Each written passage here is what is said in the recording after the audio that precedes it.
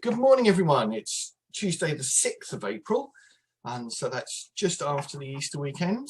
I hope you all had a good weekend. Today we are back to continuing our journey through Hebrews, and we are looking at Hebrews chapter 7 verses 1 to 10, which largely makes reference to a whole lot of going on in the Old Testament. So what I'm going to do first of all is jump all the way back to Genesis and go through what's going on there. So in Genesis chapter 12, as a point of reference, God calls Abram and he says to him, I would like you to leave your family. I'd like you to leave your country. I'd like you to leave your father's relatives, and I'd like you to go to the lands that I'm going to show you. And God says, if you do this, then first of all, I will make you a great nation. I will bless you, and I will bless all the families of the earth through you. So there's a promise there of, if you do this, not only are you going to be blessed, but what happens in the future down your lineage will be blessing everyone. So this is rather a tough call, because he's got to leave everything he knows and go to somewhere completely new where he knows nobody. But Abram does it. So Abram goes, and Lot, his nephew, go, and it's tough. And we have that incident in Egypt, but Abram and Lot become very wealthy with sheep and possessions. They have a large group of family, and in the end they have to go their separate ways because their herdsmen are arguing because there isn't enough grazing pasture over them. So Lot and Abram separate, and they go and settle in separate parts of the new world, as it were. And then we go a little bit further through Genesis and we get to chapter 14, and we hear about a war that's happening. So these four kings, and I'm going to get the pronunciation wrong, so bear with me. There's Amraphel, Arioch, Kedorlaomer, and Tidal. And Kedorlaomer is sort of the big king, but the others are his allies. And then there's a rebellion against them from Bera, Bersha, Shinab, Shemember, and the king of Bela. So those last five are in rebellion against the first four. And there's a big battle, and this battle takes place in the valley of the Dead Sea, and Kedorlaomer and his allies defeat the rebel alliance. So having defeated the rebels, the cities of Sodom and Gomorrah are then sacked, looted, and all the wealthy stuff taken away. Now this includes Lot, Abram's nephew, pardon me. And then the victorious kings set off back towards going home.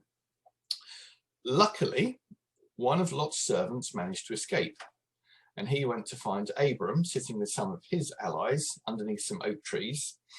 And Abram, understandably, when he finds out that his nephew has been taken and all the possessions have been taken, decides that what he's going to do is he raises 318 trained fighting men, and he sets off in hot pursuit of the victorious kings. And they pursue them all the way up to the Dead Sea, across the gap in the middle, all the way up to Sea of Galilee, to a city called Dan, attacks the victorious kings at night, overcomes them, and gets back everyone. Lot, all his men, all their wealth, and then he starts off back towards home. And then on the way home, we have this little passage in Genesis chapter 14. I'm going to read it straight from Genesis. So after Abram returned from victory over Kedorlaomer and his allies, the king of Sodom went out to meet them in the valley of Shavin, that is the king's valley. And Melchizedek, the king of Salem and a priest of God Most High, brought Abram some bread and wine. Melchizedek blessed Abram with this blessing. Blessed be Abram by God Most High, creator of heaven and earth. And blessed be God Most High, who has defeated your enemies for you. Then Abram gave Melchizedek a tenth of all the goods he recovered. So that's quite something, isn't it? So now I'm going to jump forwards to our passage for today in Hebrews, which refers back to that incident. This Melchizedek was a king of the city of Salem and was also a priest of God Most High. When Abram was returning home after winning the great battle against the kings, Melchizedek met him and blessed him. Then Abram took a tenth of all he had captured in battle and gave it to Melchizedek. The name Melchizedek means king of justice, and king of Salem means king of peace. There is no record of his father or mother, nor any of his ancestors, no beginning or end to his life. He remains a priest forever, resembling the Son of God. Consider then how great this Melchizedek was. Even Abraham, the great patriarch of Israel, recognized this by giving him a tenth of what he had taken in battle. Now the law of Moses required that the priests, who are descendants of Levi, must collect a tithe from the rest of the people of Israel, who are also descendants of Abraham. But Melchizedek, who was not a descendant of Levi, collected a tenth from Abraham, and Melchizedek placed a blessing upon Abraham, the one who had already received the promises of God. And without question, the person who has the power to give a blessing is greater than the one who is blessed. The priests who collected tithes are men who die, so Melchizedek is greater than they are because we are told that he lives on. In addition, we might even say that these Levites, the one who collected the tithe, paid a tithe to Melchizedek when that ancestor Abraham paid a tithe to him. For although Levi wasn't born yet, the seed from which he came was in Abraham's body when Melchizedek collected the tithe from him. So there's a lot of stuff going on there about relationships and what's happening in the future and what's happening in the past. So I've collected together a little potted history of information about this man. So, king of Salem, possibly Jerusalem, probably from where we get our word shalom from. He's a king and he's a priest. Now, funnily enough, that rings bells, a king and a priest, two of the great attributes given to Jesus. And then of God Most High, we know who that is. So he is an interesting example of what's going on in Jerusalem. And as a king and a priest, he's senior or superior to the Levitical priests, who are just priests. And what did he do? Well, he bought bread and wine, he blessed Abram, and in that way he directly blesses all of Abram's descendants. And he attributes the victory to God. So was he a god? Probably not. It's not recorded where he came from or who he is, and it's not recorded that he died. So in that way, we don't know where he came from, or we don't know that he died, as in opposition to the priests, who their lines and lineages are recorded. So it's not possible to trace him. And so I don't think that by saying he doesn't have a beginning and an end, it's saying that it's like a revelation of God at that point, but I could be wrong there.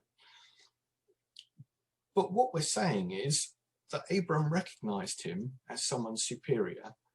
And so having received the blessing, then gave him a tithe.